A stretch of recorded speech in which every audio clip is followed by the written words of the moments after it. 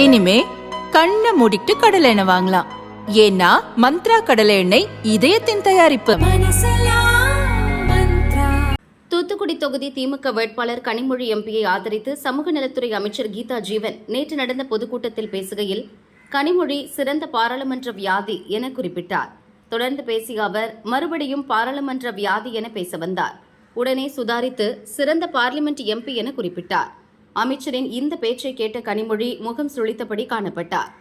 இதற்கிடையே கனிமொழி எம்பி பேசிக் கொண்டிருந்த போது கூட்டத்தில் இருந்த ஒருவர் திடீரென அண்ணாமலையார் வந்துவிட்டார் என சத்தமாக கூச்சலிட்டார்.